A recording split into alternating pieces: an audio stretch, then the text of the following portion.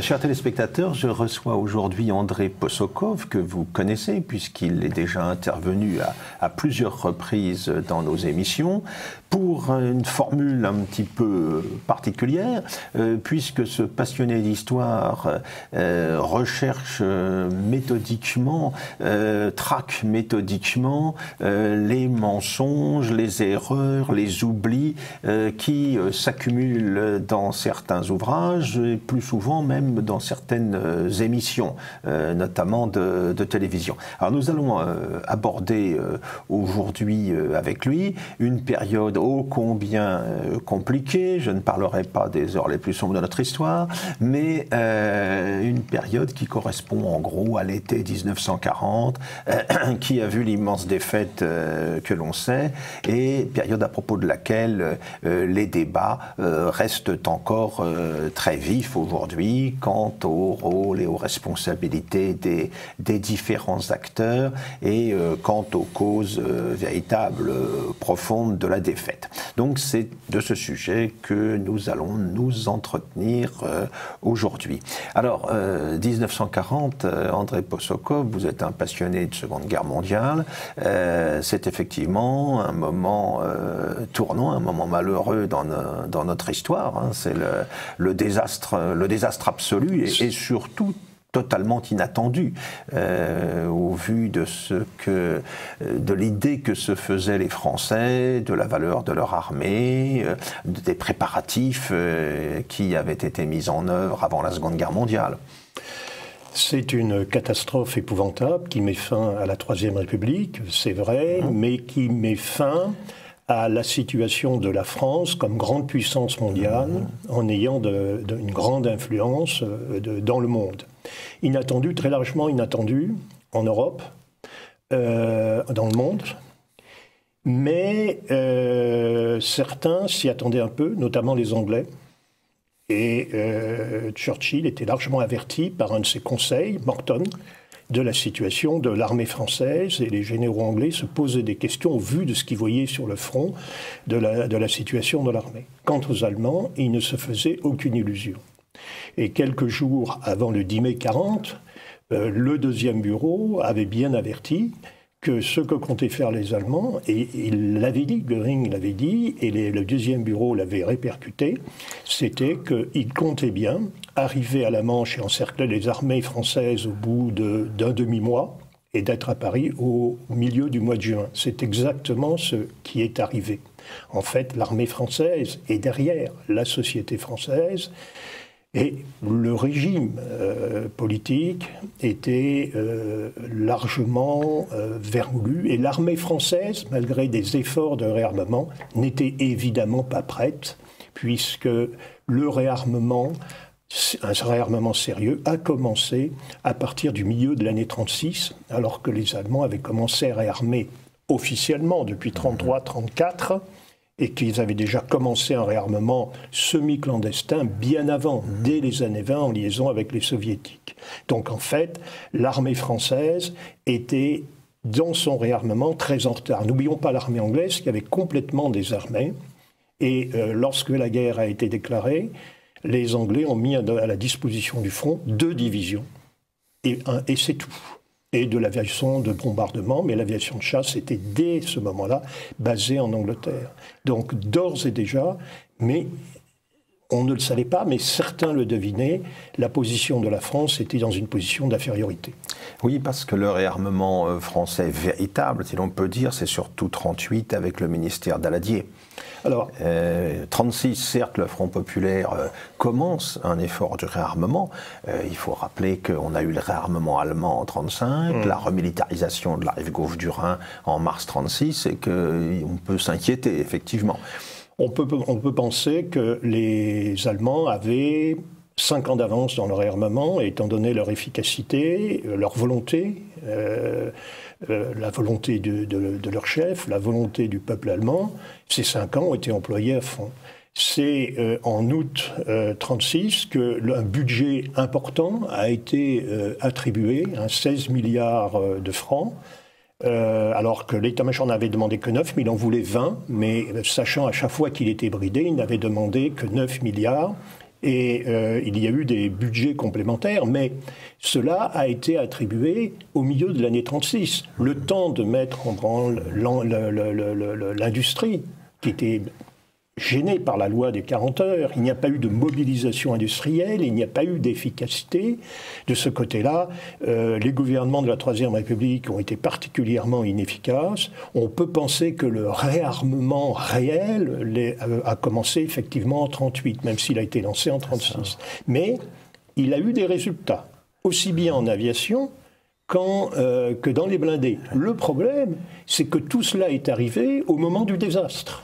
Il y avait plus d'avions en juillet 40 qu'il n'y en avait avant l'attaque allemande. En fait, il a manqué à la France 1 ou 2 ans pour rattraper son retard. Mais les Anglais étaient encore plus en retard que nous. Et il y a la question des moyens, bien sûr, qui interviennent bien tard, hein, mais il y a aussi la question de la doctrine d'emploi de ces moyens.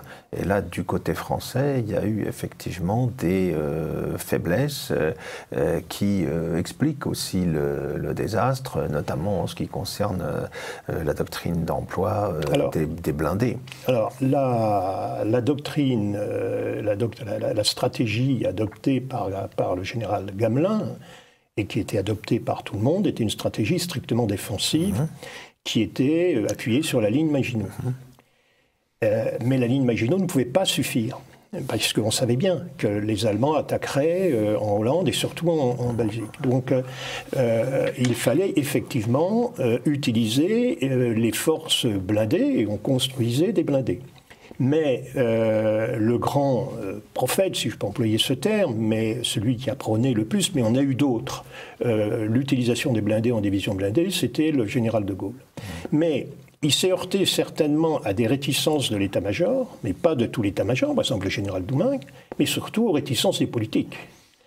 Et il y a eu Alors, il était appuyé, le général de Gaulle, à l'époque colonel, était appuyé par Paul Reynaud, mais il s'est heurté, lorsque la question des divisions blindées a été posée au débat du 31 mars 1935 à l'Assemblée nationale par Flandin, qui voulait augmenter la durée du service militaire. Léon Blum s'y est opposé au nom de refus de l'armée de métier et même au nom du refus d'une force blindée qui ne pouvait être forcément qu'anti-républicaine.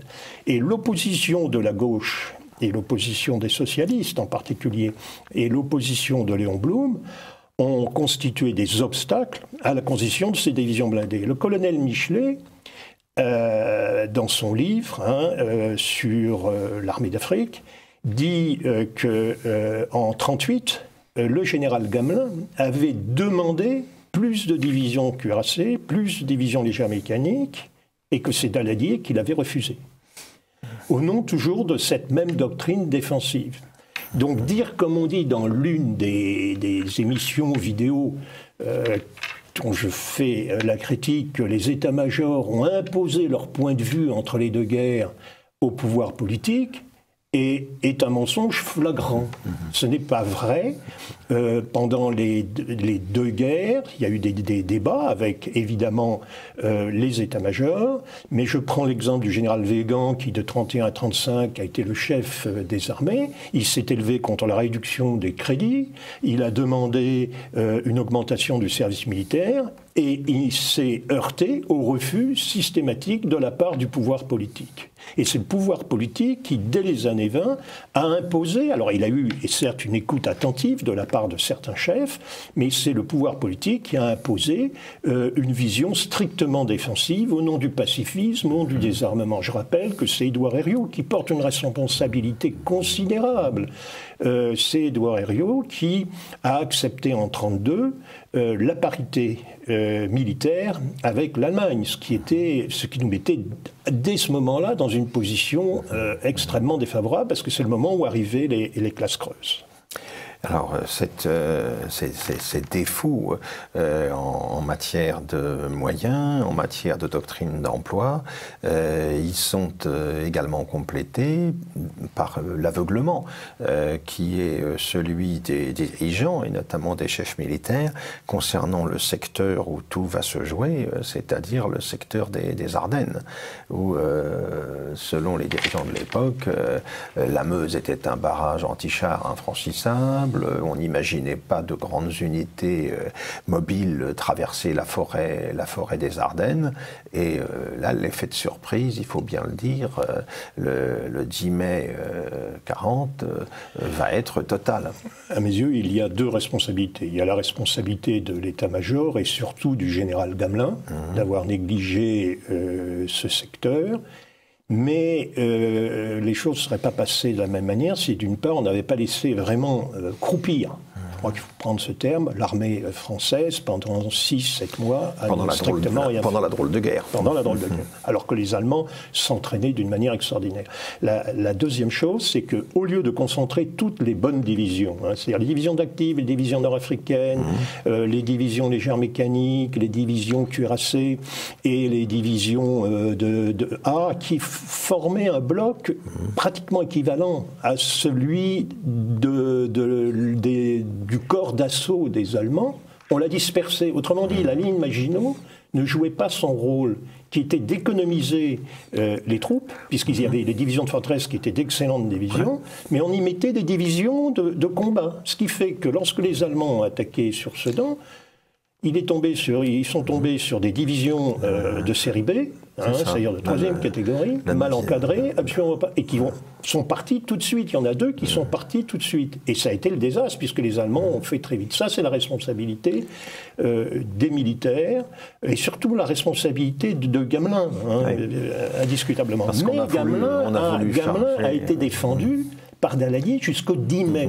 Il faut voir que le 9 mai 40, le gouvernement français de Paul Reynaud était démissionnaire, puisqu'il avait demandé le retrait de Gamelin, Paul Reynaud avait demandé le retrait de Gamelin, et que Daladier, ministre de la Guerre, s'y était opposé. Mais il y a une responsabilité des politiques, et en particulier des Anglais, qui est celle de l'avancée en Belgique. Alors l'avancée en Belgique, en soi, raccourcissait le front. C'était en soi une bonne idée, mais nous n'avions pas les moyens. Et surtout, l'armée française, qui était une armée de défensive, d'un seul coup se retrouvait en bataille de rencontre. Et ce sont les Anglais, d'abord Chamberlain, et surtout Churchill, le stratège passionné, comme dit... Qui arrive aux affaires le 10 mai, d'ailleurs. Comment ? Il arrive aux affaires le 10 mai, le jour de l'offensive allemande. Qui a beaucoup insisté, ce dont il s'est défaussé après, pour que l'on rentre en Belgique. Et c'est là où l'armée française et l'armée anglaise est tombée dans un piège, mais piège tendu par aussi bien les politiques anglais que par les politiques français qui ont suivi, par Gamelin, qui avait l'habitude d'obtempérer à ce que demandaient les politiques. Et puis qui avait imaginé sa grande bataille de rencontre, la manœuvre d'Aille, là, au centre de la Belgique, et qui était très sûr de son affaire depuis son quartier général de Vincennes, depuis sa thébaïde de Vincennes. Et là, effectivement, il y a eu une erreur d'appréciation totale, parce qu'on n'a pas prévu le coup de boutoir qui allait se déclencher le 13 mai sur Sedan. Alors, il y a aussi les méthodes de combat. Ces méthodes de combat, c'est l'utilisation de masses blindées, extrêmement bien articulées, organisées, qui s'entraînaient depuis des années. Avec des liaisons radio. Avec des liaisons radio qui n'existaient pas, puisque les blindés français marchaient au fanion, et surtout en liaison avec la radio, avec l'aviation allemande, et notamment l'aviation au piquet. Le couple char-avion qui avait déjà eu l'efficacité que l'on sait pendant la campagne de Pologne, on était donc prévenus quand même. Alors je voudrais dire que les inventeurs de ce couple, c'était l'armée française en 18. Tout à fait. Ouais. Puisque nous avions les blindés, ces blindés efficaces qui étaient les blindés Renault, qui sont au fond les véritables ancêtres des blindés avec la tourelle. et avec la liaison avec une division aérienne, la division aérienne du général Duval, qui regroupait 500 ou 600 avions. Et aussi bien les blindés que la division aérienne agissaient en coopération.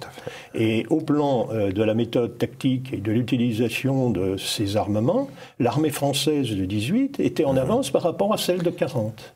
Il y a eu une chute de l'armée française entre 18 et 40, mais qu'il faut bien expliquer par la responsabilité des politiques, nous en avons parlé, mais la restriction des crédits, le pacifisme, le désarmement, l'indifférence, voir que les carrières militaires n'attiraient plus les jeunes hommes et que parfois, dans les années 20, les soldes étaient tels que l'on avait vu des officiers d'état-major le soir laver des voitures dans des garages pour compléter la solde. Donc une situation militaire misérable.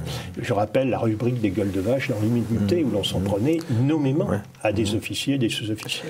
Mais et puis aussi pendant cet entre-deux-guerres, on l'a évoqué, une stratégie résolument défensive qui évidemment condamnait toute initiative.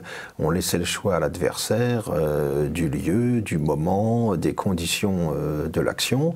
Alors on comprend cette préférence à la défensive, étant donné ce qu'était le souvenir de la Première Guerre mondiale et des immenses carnages qu'elle avait entraînés. On s'illusionnait sur une ligne Maginot qui reconstituait en quelque sorte le système des tranchées, mais en beaucoup plus puissant, dans des conditions de protection bien meilleures. On avait déjà eu l'expérience de 14 et de l'invasion de la Belgique. Évidemment, on peut considérer quand même que les choix qui ont été finalement retenus traduisent une faiblesse des états-majors français à l'époque.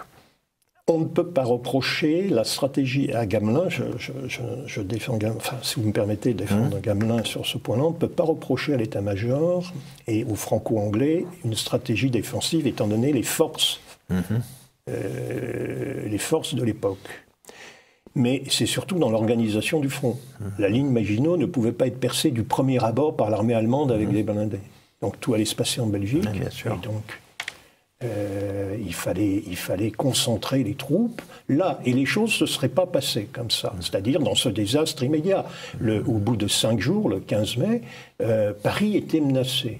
En réalité, s'il y avait eu un chef qui aurait regroupé les bonnes troupes, toutes les bonnes troupes, et il y en avait, entre, disons, Sedan et Dunkerque, les Allemands n'auraient pas percé comme ça. Mais nous serions arrivés à un conflit qui aurait ressemblé à 14-18. Et à ce moment-là, au bout d'un certain temps, la nation française n'aurait plus eu d'hommes. Il y a ça.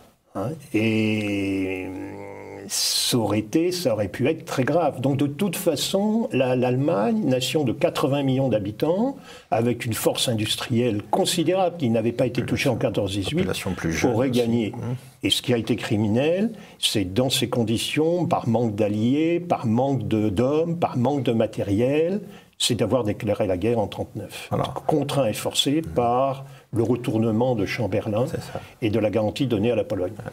Alors un point également intéressant à signaler, là, parce que vous évoquiez la situation de la Belgique. La Belgique, elle a proclamé sa neutralité en 1937.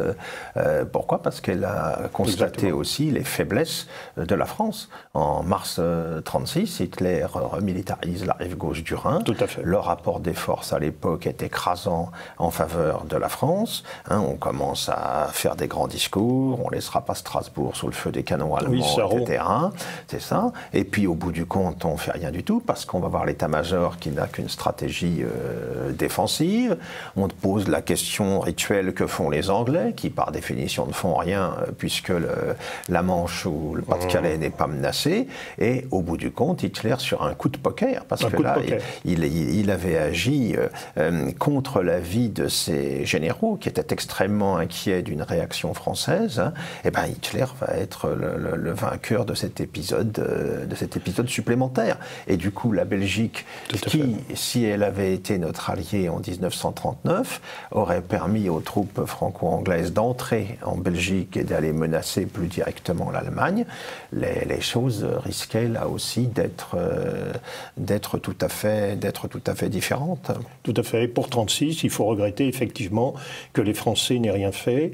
Le général Bourrachaud, dans son livre, est beaucoup moins affirmatif en disant que l'armée allemande était déjà très forte. Personnellement, je pense que, et les témoignages aussi bien de ce qu'a dit Hitler que ce qu'ont dit les généraux, c'est qu'ils se seraient retirés. Mais les Français, à cause de la stratégie défensive, stratégie qui est compréhensible étant donné, comme disait Briand, la politique militaire de notre démographie, je pense que ce qui a été grave, c'est que la France n'ait pas été capable de mettre sur pied l'équivalent d'une petite force d'intervention qui serait rentrée en Rhénanie et qui aurait occupé la rive gauche. Un petit peu ce que réclamait De Gaulle vers l'armée de métier. Et Gamelin a demandé que 3 classes soient que 3 classes de conscrits soient remobilisées, et ce, à 4 mois des élections. C'était impensable. Oui, bien sûr. Il y avait la perspective des élections qui paralysait également tout le monde. Hein.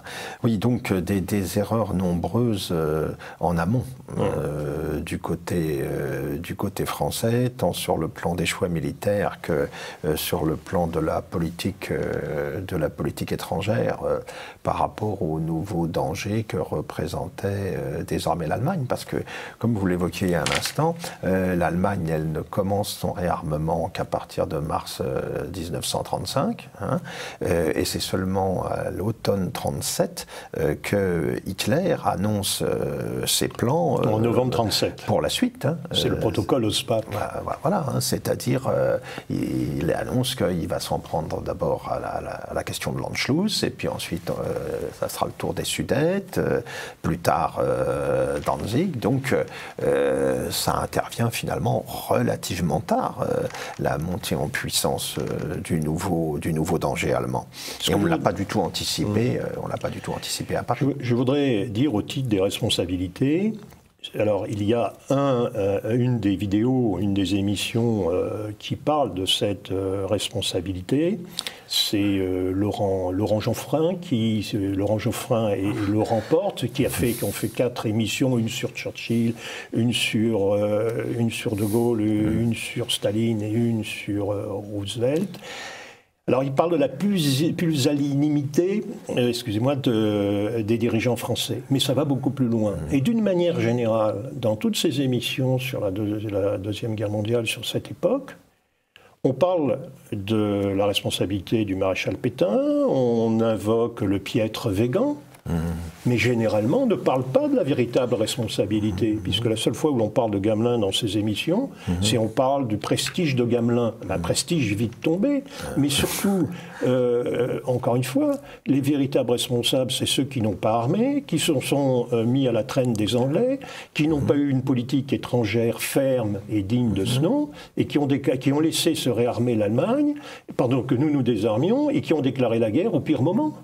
Et ce sont ceux-là, et ils ne sont jamais mis en cause, aussi bien, alors dans les livres spécialisés, mais d'une manière générale, on préfère s'en prendre, et avec parfois des raisons, bien sûr, de bonnes raisons, au régime de Vichy ou au général Weygand qui a pris la suite de Gamelin, plutôt que de dire les véritables responsables, ce sont ceux qui ont occasionner ce désastre en déclarant cette guerre.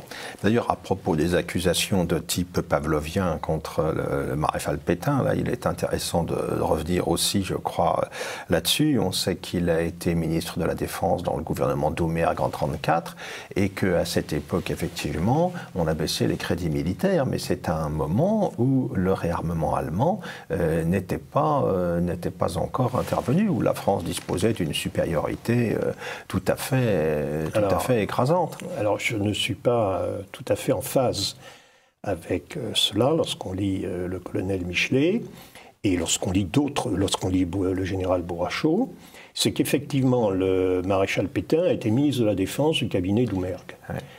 Et, ça a duré 9 mois. 9 mois. Alors on lui a reproché de ne pas avoir établi le service à 2 ans.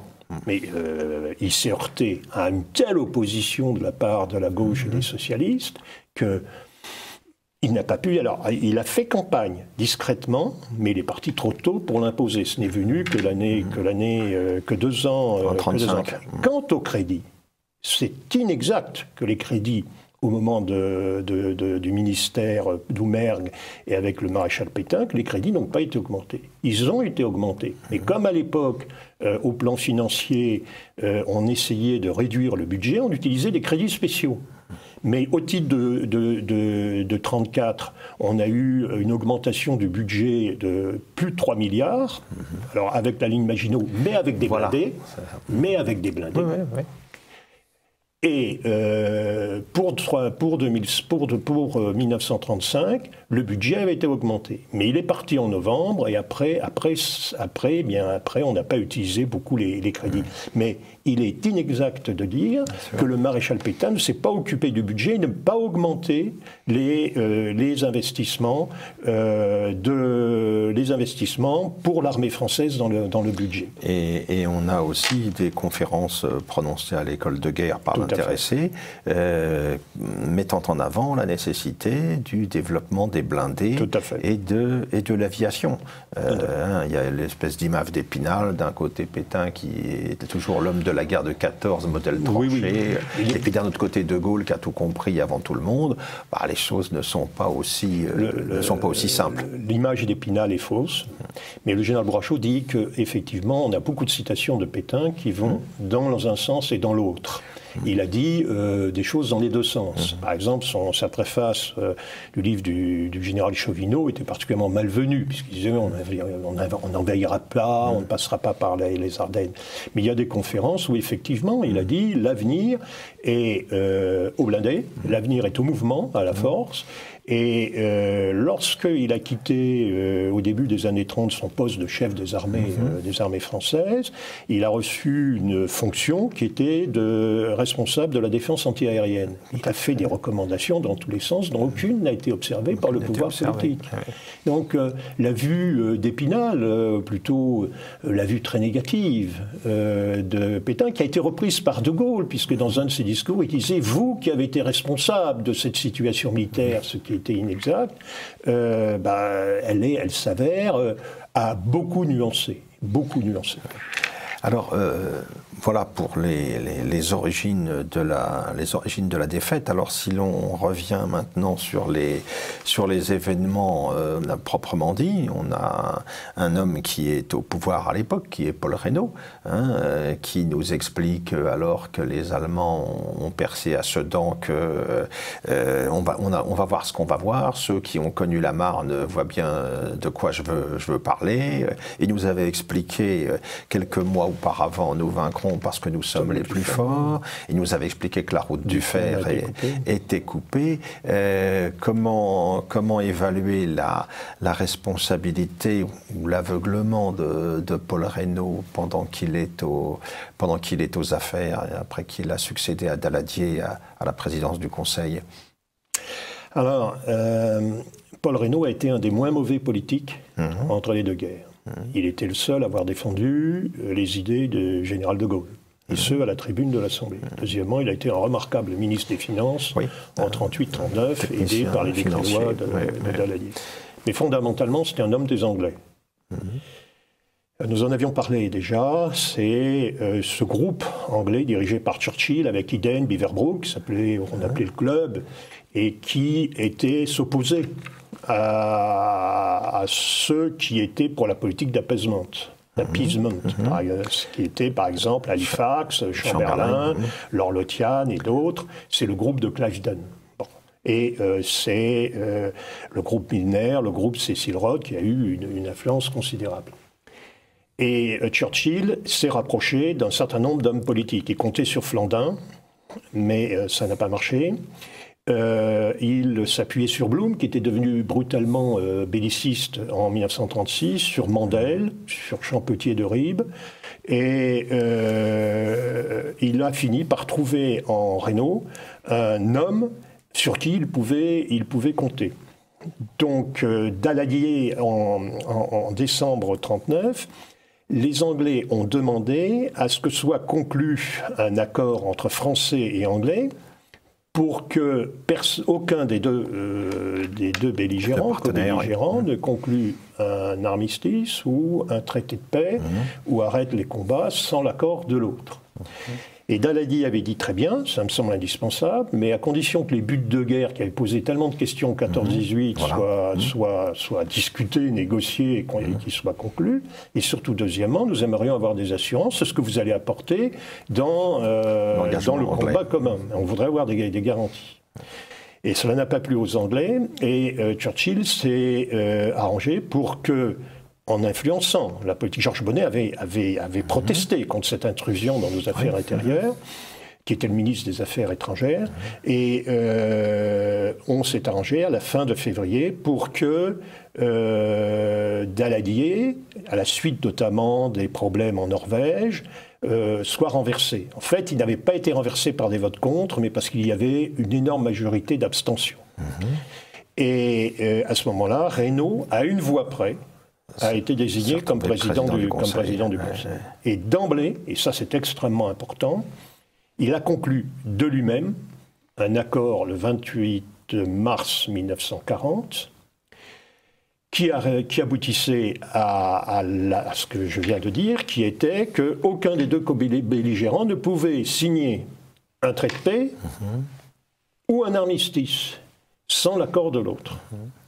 Il n'y avait aucune garantie sur ce que pouvaient apporter l'un et l'autre, et notamment les Anglais. Il faut rappeler qu'au mois de mars 40, les Français avaient mobilisé 100 divisions, des millions d'hommes, des hommes de 40 ans mobilisés, et que les Anglais n'avaient apporté le 10 mai 40 que 11 divisions. Cet accord était un accord léonin, explicable parce que Reynaud avait une dette morale envers Churchill. Et cet accord ne pouvait aboutir qu'à un désastre complet, puisque tout armistice était exclu. Que l'on dise, vous ne signerez pas un traité de paix qui est définitif sans l'accord de l'autre, était normal. Mais que vous ne puissiez pas signer un armistice, ça ne pouvait aboutir qu'au désastre complet, à la capitulation. Et c'est ce traité, cet accord qui n'a été signé, qui n'a même pas été signé, c'était presque simplement un communiqué de presse. Cet accord n'a été approuvé ni par le comité de guerre, ni par le Parlement, ni signé par le président de la République. Donc ce n'était pas réellement un traité. Eh bien, les Anglais l'opposeront chaque fois que les Français poseront la question de l'armistice en disant « Nous avons un accord, nous avons un traité », ce qui était faux, nous avons un traité, et ce traité nous interdit de signer quoi que ce soit. Et cela, les Français l'ont traîné à partir du 20 mai 1940 jusqu'à la signature de l'armistice le 22 et le 24 juin. C'est extrêmement important. Et ce qui est important, c'est de bien préciser la différence entre capitulation et armistice. Oui, alors, avec comme prolongement de cette affaire, la proposition pour le moins surprenante de Churchill de réunir la France et l'Angleterre, de créer une union franco-anglaise pour maintenir à tout prix dans la guerre la France, à cause de la flotte, à cause de l'Empire, etc. Il y a eu plusieurs réunions successives. Dans toutes ces réunions, la position, dans la plupart de ces réunions successives, la position des Anglais, et surtout la position de Churchill, c'était d'abord, ils retiraient leurs troupes, puisque dès l'attaque a eu lieu le 10 mai, et que dès le 20 mai, la décision de Dynamo, c'est 26 mai, mais la décision de se retirer était antérieure. Se replier vers les Anglais ont replié leurs troupes. Et à chaque fois, sans avertir les Français.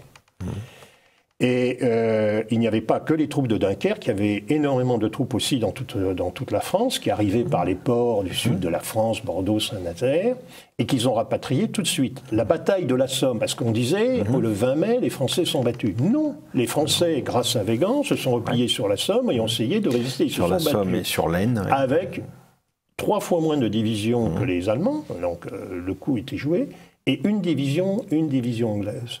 Et l'attitude de Churchill dans toutes ces réunions, c'était nous vous donnerons des troupes, mais dans X mois, hein, et nous ne donnerons pas d'aviation. Alors, de l'aviation anglaise est venue quand même, mais à la fin, lors du désastre, elles ne sont plus venues. Alors, on peut comprendre cette attitude anglaise, mais à condition qu'ils ne nous disent pas ce qu'ils disaient en même temps, continuez le combat. Et battez-vous jusqu'au bout, ce qui est d'ailleurs arrivé. Parce que dans les réunions, comme par exemple le 11 juin, qui a été particulièrement épique, soutenu par De Gaulle, Churchill disait « Il faut vous battre devant Paris ». Il n'y avait plus rien devant Paris. Mais une ville comme Paris, si vous battez dans Paris, peut opposer un obstacle, c'est-à-dire réduire Paris en centre. Il disait « Vous pouvez faire la guérilla ». Donc ce qu'il voulait, c'était le combat à outrance qui aurait complètement détruit la France. Ce à quoi s'est opposé Pétain. Et c'est dans ce contexte-là qu'intervient l'idée du réduit breton défendue par le général de Gaulle, devenu entre-temps secrétaire d'État à la guerre. Alors Geoffrin dit de cette affaire du réduit. Alors le réduit breton, on y a pensé fin mai, mais cette affaire de réduit breton, Geoffrin, dans sa vidéo, dit que c'était une décision audacieuse, une décision juste et audacieuse. Mais c'était une complètement irréaliste, utopique, parce que il fallait l'armée française, à la date à laquelle on en parlait, était en complète décomposition. Complète déroute, ouais. Or, en Bretagne, il n'y avait pas d'industrie de guerre. Les Anglais ne pouvaient amener personne. Au contraire, ils réembarquaient. Opération aérienne. Et il fallait installer des fortifications, il fallait installer des troupes, lesquelles, elles étaient où? Elles étaient en train elles se battaient, mais dans des conditions épouvantables. Il n'y avait pas de solution, d'ailleurs elle a été abandonnée, mais il a fallu que Weygand et Pétain disent, et à juste titre, que c'était une aberration. Alors, il y a eu une autre question qui était celle du départ en Afrique du Nord, et ça a fait l'objet de discussions et d'opposition, chacun ayant son point de vue, mais ça a été une chance à mes yeux, mais aux yeux aussi d'autres, de beaucoup d'autres, comme Bernard Legout, que ça a été une chance pour le camp allié qu'il y ait eu cet armistice, parce que s'il n'y avait pas eu cet armistice comme le voulaient les généraux allemands, eh bien, les Allemands déboulés par l'Italie et par l'Espagne, où ils étaient prêts à arriver, débarquaient en Afrique du Nord, et à ce moment-là, c'était terrible pour les Anglais qui étaient prêts à revers. Il n'y avait rien à leur opposer. Il n'y avait plus rien à leur opposer. Et les Anglais ont tout fait pour soulever ce qui restait, l'Empire. Et notamment l'Afrique du Nord. Ça aurait été une catastrophe absolue. Et puis il y avait la question des moyens de transport. Le capitaine de vaisseau Huan, le biographe de Darlan, a fait des études très précises là-dessus. On n'a pas les moyens de transport pour transférer en Afrique du Nord ce qui peut rester de troupes en métropole. Aucun exercice n'a été étudié en amont. On n'a pas les moyens, en fait, de tout cela. Paul Reynaud, président du Conseil, a convoqué l'amiral Darlan, qui commandait la marine, en disant « Je vais évacuer 900 000 hommes, mettez nos moyens à disposition ». L'autre l'a regardé en disant « Mais j'ai pas les moyens de mettre... la marine, les bateaux sont éparpillés dans le monde entier. » Et le délai qui avait été avancé de 45 jours a été ramené à une dizaine de jours. Darlan disait « Mais attendez, ce que vous me demandez est impossible. » En revanche, il disait « J'ai assez de bateaux pour embarquer 30 000 hommes. » Donc il a appelé des bateaux dans l'estuaire de la Gironde pour embarquer 30 000 hommes.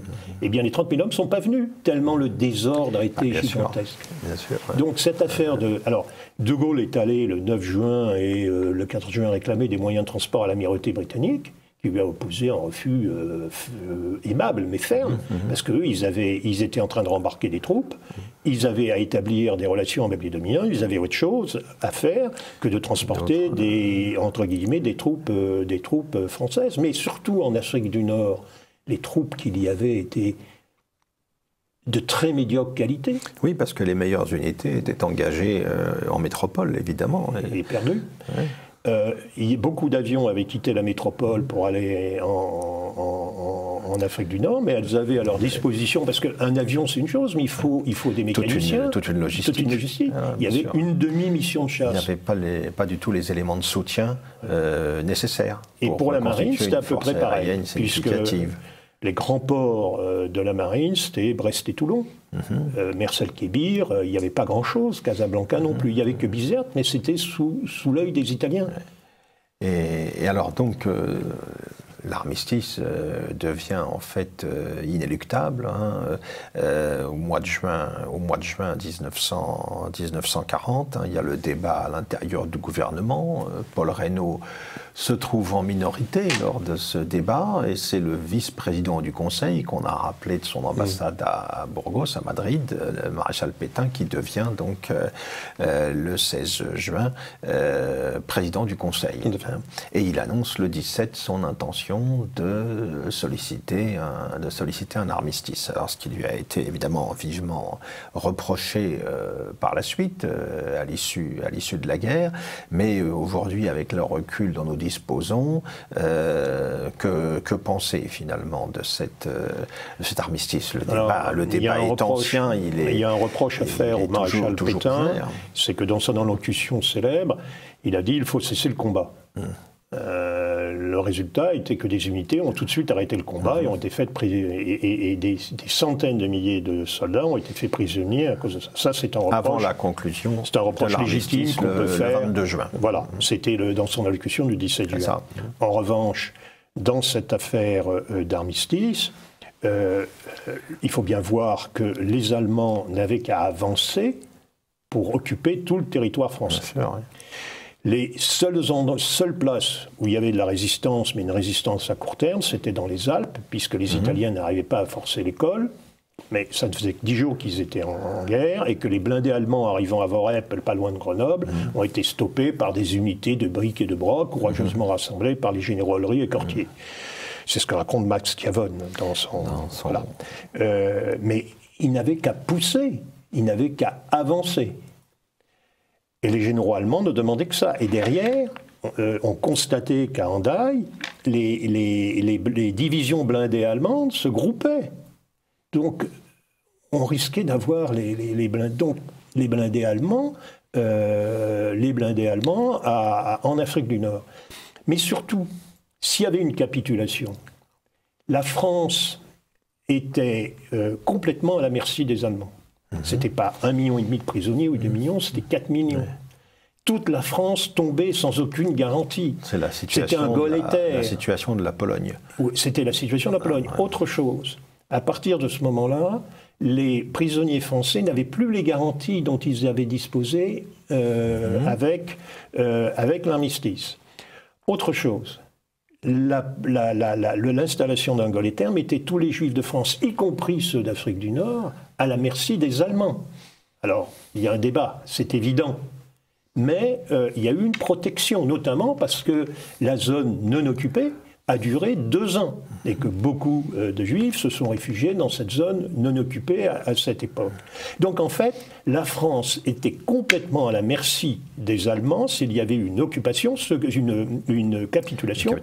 Ce que voulait Paul Reynaud, parce qu'à ce moment-là, s'il y avait eu une capitulation, il aurait fait ce qu'avait fait la reine des Pays-Bas, il serait parti en Angleterre pour devenir le grand résistant à la place, de Gaulle. Mais c'était quand même criminel.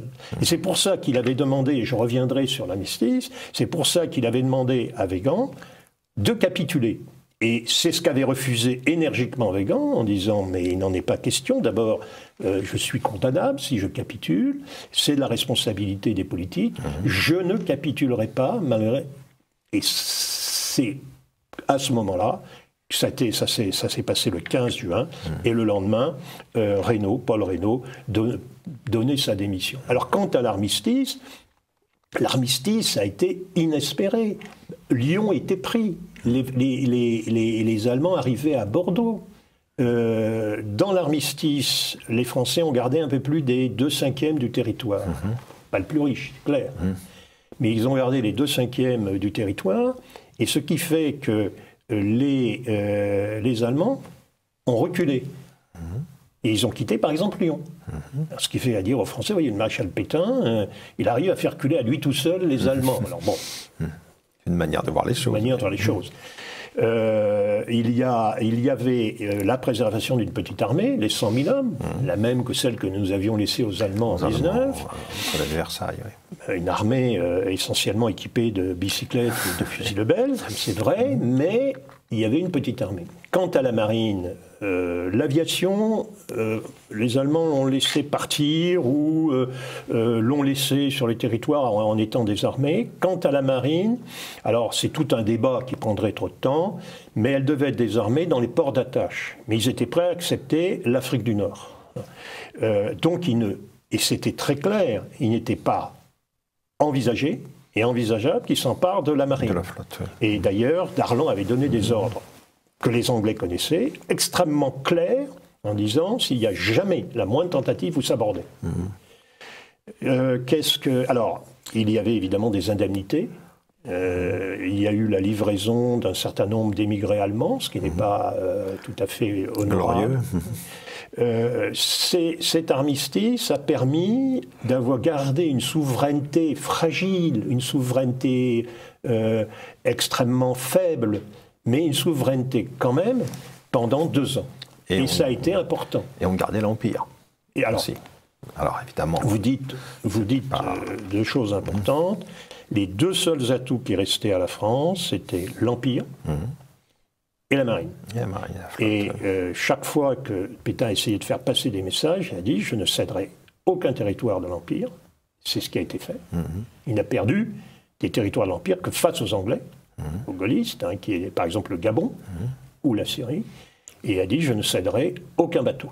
Et la preuve d'ailleurs, c'est malheureusement le sabordage de la flotte à Toulon. Alors après,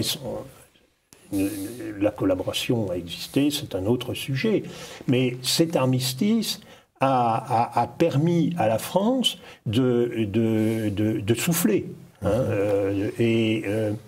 Lorsque l'on parle du piètre général Weygand, mais que l'on parle des 500 000 hommes de l'armée française en 1944, les 500 000 hommes, l'armée française en 1940, elle n'est pas revenue à la surface dans la métropole.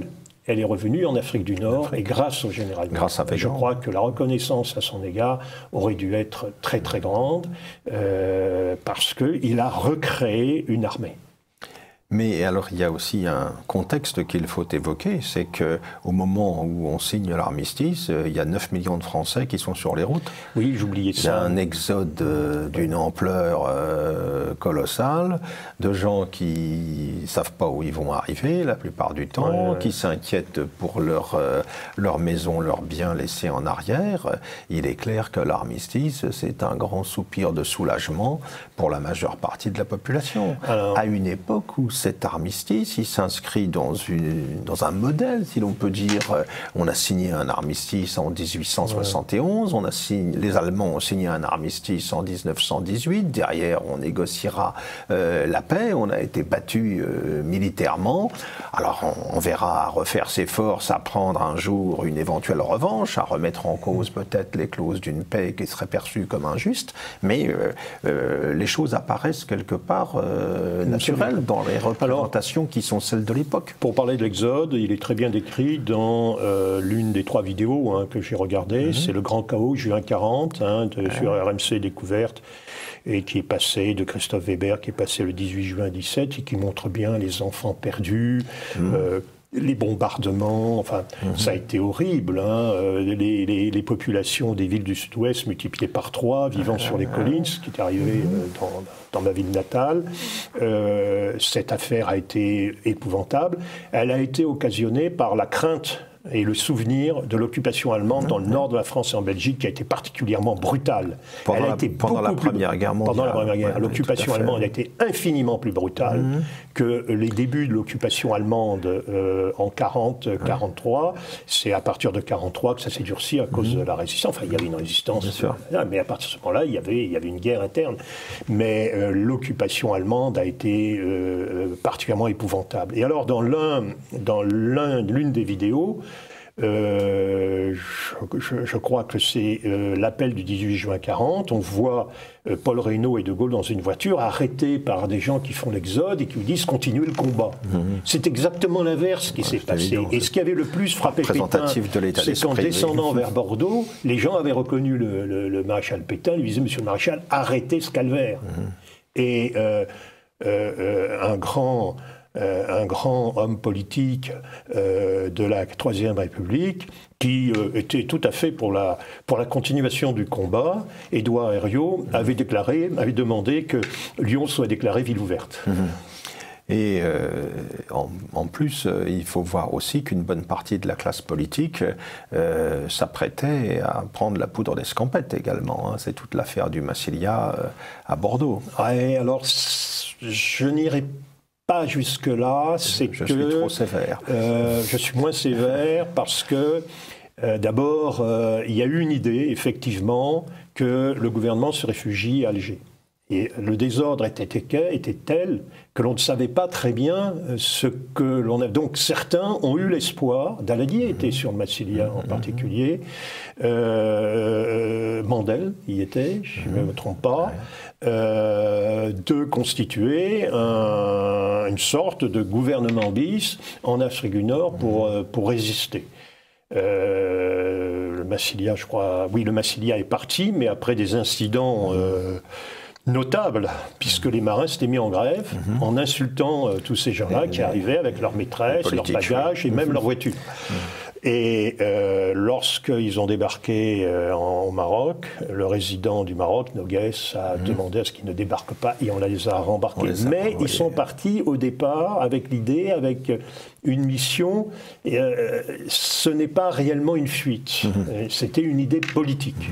Oui, ça a été exploité ensuite par le gouvernement de Vichy pour stigmatiser la classe politique responsable de la défaite, celle qu'on va retrouver au procès d'Orion quelque temps après. Alors nous arrivons à la fin de cette émission. Merci beaucoup André Possokov pour cette relecture tout à fait stimulante de certaines émissions au contenu discutable et j'espère que nous aurons bientôt l'occasion de vous retrouver. Puisque vous entendez bien poursuivre votre travail d'investigation critique. Merci beaucoup Philippe Conrad.